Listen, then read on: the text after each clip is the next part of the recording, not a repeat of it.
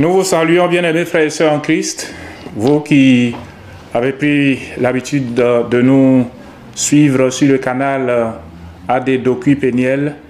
Je voudrais encore une fois partager la parole de Dieu avec vous. Et pour cette fois-ci, nous voulons commencer une série d'enseignements sur la personne de Jésus et son œuvre sur la terre des hommes en faveur de toute l'humanité. Nous voulons commencer par un texte tiré de l'Évangile selon Jean, chapitre 6, du verset 32 au verset 36. Vous pourrez lire tout le chapitre 6 pour être véritablement imprégné de ce dont nous allons parler maintenant. Je lis donc les quelques versets dont je vous ai fait mention tout à l'heure. Jean chapitre 6, les versets 32 au verset 36. Jésus dit à son auditoire, en vérité, je vous le dis, Moïse ne vous a pas donné le pain du ciel, mais mon Père vous donne le vrai pain du ciel. Car le pain de Dieu, c'est celui qui descend du ciel et qui donne la vie au monde. Ils lui dirent, Seigneur, donne-nous toujours ce pain. Jésus leur répondit, je suis le pain de vie. Celui qui vient à moi n'aura plus jamais faim, et celui qui croit en moi n'aura plus jamais soif. Mais je vous l'ai dit, vous m'avez vu, et vous ne croyez point. Amen. Ce discours relatif au pain fait suite au miracle de la multiplication de pain en faveur de 5000 personnes qui a eu lieu dans les 15 premiers versets de ce chapitre 6. C'est pourquoi nous avons demandé de lire tout le chapitre 6 de l'Évangile selon Jean. Alors, le jour d'après ce miracle de multiplication de pain, les bénéficiaires alors se mirent à la recherche de celui qu'ils ont appelé, pour la circonstance, le multiplicateur de pain. Et ils le cherchaient juste pour la cause de leur vente, bien entendu. Et c'est d'ailleurs pourquoi Jésus va les réprimander. Il leur dira ceci, en vérité, je vous le dis, vous me cherchez non parce que vous avez vu des miracles, mais parce que vous avez mangé des pains et que vous avez été rassasiés. Continue en disant ceci, travaillez non pour la nourriture qui périt, mais pour celle qui demeure jusque dans la vie éternelle. Jean chapitre 6, les versets 26 au verset 27. Alors, quelle fut leur réplique? Voici ce qu'ils répondirent. Seigneur, donne-nous toujours ce pain-là. Au verset 34, comme nous l'avons lu tout à l'heure. C'est dans un tel contexte que Jésus reprend la parole et déclare formellement le verset dont nous tirons le thème de cette réflexion. Il dit ceci, au verset 35 de Jean chapitre 6, « Je suis le pain de vie. Celui qui vient à moi n'aura plus jamais faim, et celui qui croit en moi n'aura plus jamais soif. » Mais que faut-il comprendre, bien-aimé, par ce récit? Que faut-il comprendre par la métaphore concernant le pain? Voici la problématique que nous allons tenter de résoudre à travers cette réflexion avec pour thème « Je suis le pain de vie ». Avant d'aborder le sens et les implications de cette déclaration du Seigneur, souvenons-nous qu'une personnalité bien connue avait dit en son temps, et je paraphrase ses propos, « Un homme qui a faim n'est pas un homme libre. » Ce constat est d'autant vrai qu'il s'applique autant sur le plan physique que dans le monde spirituel.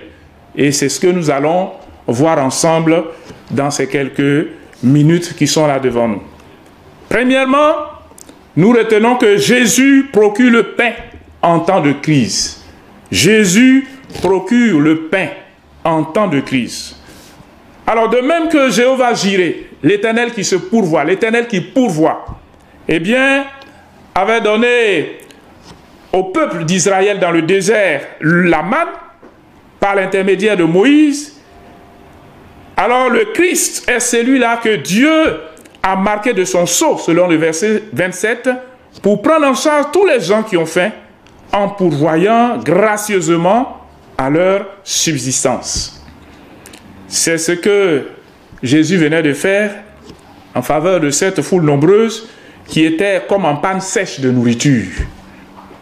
Signalons en effet que le pain et le poisson constituaient les éléments de base de l'alimentation, on va dire, courante en Galilée. C'est donc dire que Jésus a pourvu à la nourriture nécessaire à cette foule affamée.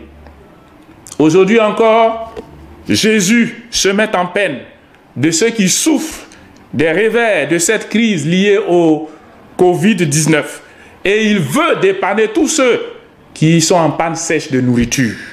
Oui, chers amis, chers parents, nous voulons compter sur Jésus. Et nous voulons vous encourager à compter sur Jésus pour approvisionner chacun et chacune en ces temps de disette. Dans ce sens, je dis avec l'apôtre Paul, mon Dieu pourvoira à tous vos besoins selon sa richesse et avec gloire en Jésus-Christ. Philippiens 4 et le verset 19. Bien-aimés, j'en suis convaincu et je vous en donne l'assurance. Le Dieu qui fournit en même temps de la semence au semeur et du pain pour sa nourriture, ce Dieu-là, dis-je, vous procurera et vous multipliera ce qu'il vous faut. Car lui qui n'a point épargné son propre Fils, savoir Jésus-Christ, mais qui l'a livré pour nous tous, comment ne nous donnera-t-il pas toutes choses, et notamment notre pitance quotidienne, avec lui? Vous pouvez voir Ésaïe 55, le verset 10, Romains chapitre 8, verset 32, ainsi que 2 Corinthiens, le chapitre 9 et le verset 10. Jésus procure le pain en temps de crise. Deuxièmement, nous voulons relever que Jésus multiplie le pain ou qu'il renouvelle la provision indispensable. Au regard de notre texte, j'imagine les disciples inquiets parce qu'il n'y avait pas assez de moyens pour le ravitaillement nécessaire à toute cette grande foule. Ils étaient désemparés à cause de l'insuffisance du peu qu'ils avaient pu avoir sur place. Jean chapitre 6, versets 7 et 9. Et en les voyant, ces disciples-là, je pense à toutes ces personnes, hommes, femmes, jeunes gens, jeunes filles, enfants, qui sont aussi déboussolés à cause de cette crise. Ces personnes-là qui, comme la veuve de Sarepta, dit ceci: je n'ai qu'une poignée de farine dans un pot et seulement un peu d'huile dans une cruche.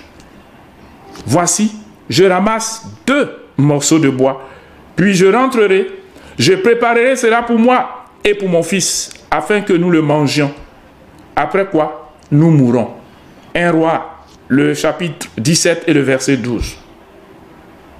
Toutefois, en même temps que je pense à ces personnes, je veux leur parler et les rassurer. Je voudrais leur rappeler que Jésus a multiplié seulement 5 pains et 2 poissons pour nourrir 5000 personnes. Et en prime, avec un restant de 12 paniers remplis de pain. Vous pouvez le vérifier au verset 13 du chapitre 6, Évangile selon Jean. Quant à l'histoire au sujet de la veuve de Sarepta, la suite nous dit ceci: la farine qui était dans le pot ne manqua point, et l'huile qui était dans la cruche ne diminua point, selon la parole que l'Éternel avait prononcée par Élie le prophète. 1 Roi, chapitre 17 et le verset 16. Bien-aimés, c'est pour dire que l'Éternel pourvoit. L'Éternel, il pourvoit. Jéhovah Jireh est son nom. Et parce qu'il pourvoit, je suis convaincu qu'il pourvoira aussi à votre provision.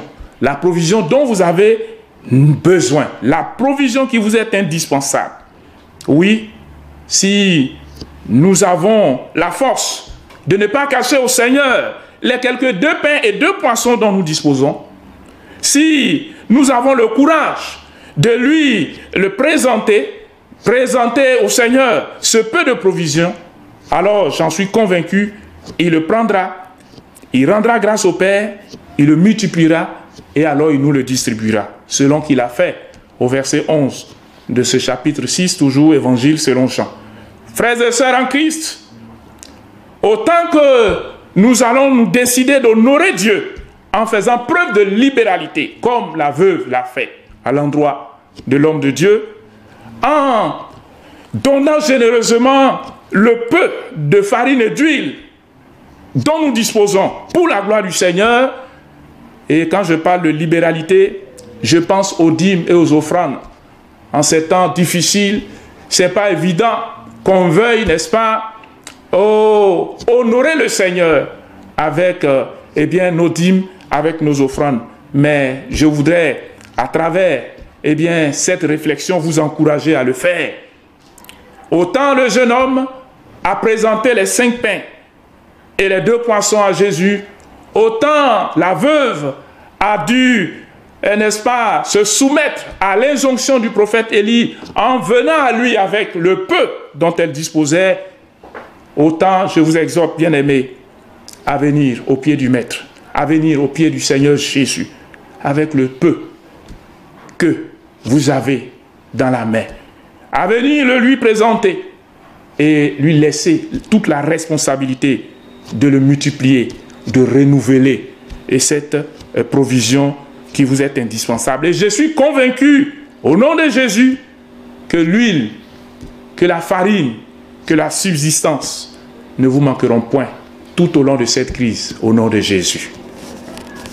Troisièmement, nous voulons relever que Jésus est lui-même l'aliment par excellence, le pain de Dieu. Il a signifié le pain de Dieu. Jésus est le pain de Dieu et en tant que tel, il est l'aliment par excellence.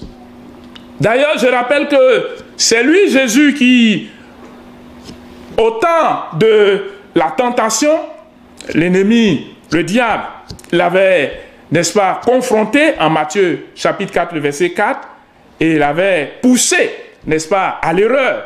C'est lui donc, Jésus, qui a répondu, en disant ceci: l'homme ne vivra pas de pain seulement, mais de toute parole qui sort de la bouche de Dieu.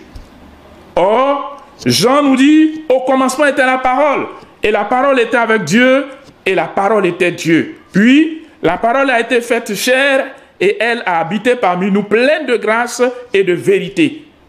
Et nous avons contemplé sa gloire, une gloire comme la gloire du Fils unique venu du Père. Jean, le chapitre 1, verset 1 et le verset 14. Alors, affirmer que je suis le pain de vie revient à dire que Jésus, la parole de Dieu, faite chair, donc la parole de Dieu qui au milieu de nous est Dieu en chair et en os, Jésus donc est l'aliment en dehors duquel il n'y a pas de vie authentique. Alléluia. Oui, nous devons pour cela aspirer à ce pain par excellence, car nous avons plus besoin de cet aliment spécial qui mène à la vie éternelle que de tout autre pain. À ce sujet, d'ailleurs, Ézéchiel nous apprend ceci et je lis. L'Éternel me dit, fils de l'homme, nourris ton ventre et remplis tes entrailles de ce rouleau que je te donne. Et lui, il dit, en guise de réponse, je le mangeai et il fut dans ma bouche doux, comme du miel. Ézéchiel 3 et le verset 3. Bien-aimés, faisons comme lui, ce grand prophète. En ces temps difficiles, Dieu nous invite à manger abondamment de ce rouleau qu'est la Bible, sa parole. Oui, nourrissons-nous de Jésus, le pain de Dieu, le pain de vie, le pain par excellence que Dieu met à notre disposition pour nous nourrir, pour combler notre besoin de nourriture, de subsistance. Enfin, à vous autres, chers amis, qui ne connaissez pas le Seigneur Jésus, je vous invite à venir à lui, car c'est lui, seul Jésus, qui peut vous donner à manger, à satiété, qui peut vous donner à boire, de telle sorte à étancher votre soif. Il dit ceci, écoutez, et votre âme vivra. Je traiterai une alliance éternelle avec vous. Dieu veut traiter une alliance éternelle avec vous, chers amis. Dans cette alliance, il se donne le devoir de vous donner à manger et à boire à satiété et à profusion. Quitte à vous de saisir sa main tendue. À nous autres frères et sœurs en Christ, quelle que soit la situation dans laquelle nous nous trouverons dans cette crise, croyons que le pain, le Seigneur pourvoira au nécessaire pour que nous en sortions vraiment bénis et que cela soit pour sa gloire. Au nom de Jésus. Je vais prier avec vous. Je veux te bénir, Seigneur, au nom de Jésus. Toi, le pain de vie, tu es le pain qu'il nous faut dans cette crise. Et au-delà de cette crise, tu es le pain quotidien. Tu es le pain par excellence. Ce pain qui traverse le temps et qui nous mène jusqu'à l'éternité. Nous voulons de ce pain. Nous voulons en manger chaque jour et en être rassasiés pour un jour parvenir à être avec toi dans ton ciel de gloire pour l'éternité. Béni sois-tu, Seigneur, parce que tu nous donnes cette grâce d'être nourris chaque jour de ta parole, de Jésus. Cette parole, cette vie éternelle en nous. Amen.